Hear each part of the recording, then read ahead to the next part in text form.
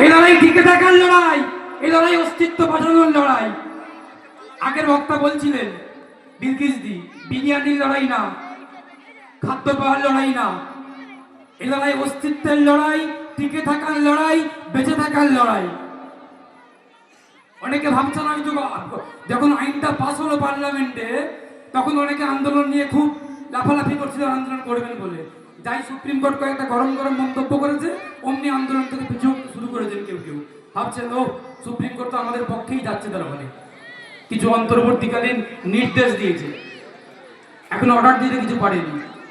আমরা যারা হাইকোর্টে ওকালতি করি, যারা সুপ্রিম কোর্টে ওকালতি করেন, যারা আইনজীবী, আমরা যারা আইন নিয়ে প্র্যাকটিস করছি, আমরা এর আগে অতীতে একাধিক মামলাতে সুপ্রিম কোর্টের এমন গরম গরম মন্তব্য অনেক শুনেছি। এটা সুপ্রিম কোর্টের অবজারভেশন, পর্যবেক্ষণ, রায় কিন্তু না। সুতরাং সুপ্রিম কোর্টের এই অর্ডার শুনে, ওই মন্তব্য শুনে যদি আন্দোলন থেকে পিছনের দিকে সরে যায় তাহলে কিন্তু ফলটা ওই রাম মন্দির বাবরি মসজিদের মতো হয়ে যাবে। আমরা সুপ্রিম কোর্টের বিচার ব্যবস্থা, আমি একজন আইনজীবী শেখ বাবুলাল, বিচার ব্যবস্থার বর্তমানে নিরপেক্ষতা নিয়ে প্রশ্ন তুলছি। তার কারণ আমরা অতীতে একাধিক বিচারপতিকে দেখেছি যারা আরএসএস এর টুপি পরে, আরএসএস এর চশমা পরে বিচারের এজলাসেতে বসে বিচার করেছেন, আমরা তার ফল পেয়েছি। আমরা এর আগে দেখেছি রাম মন্দির মামলায় যিনি প্রধান বিচারপতি ছিলেন, বিচারপতি গগৈ, রঞ্জন গগৈ, ওনার কাজ ছিল কি?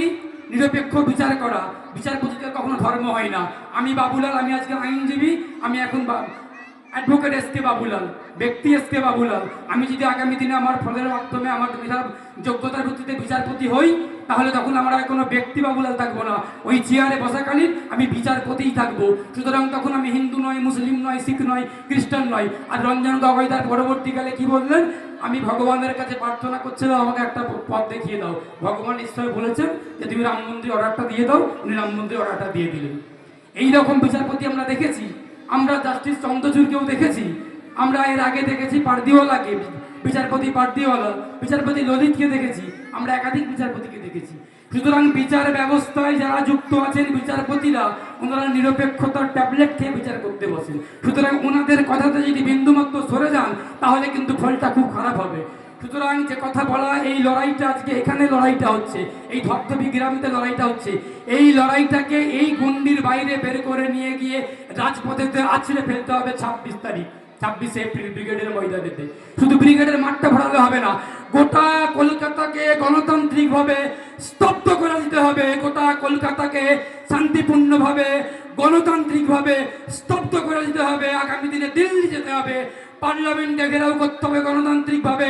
সেই সদিচ্ছা নিয়ে, সেই লড়াইয়ের মন্ত্র নিয়ে ধবধবি গ্রাম থেকে যেমন যাবে, দার্জিলিং থেকে শুরু করে, কোচবিহার থেকে শুরু করে সাগর পর্যন্ত এই আন্দোলন চিনিয়ে রাখতে হবে।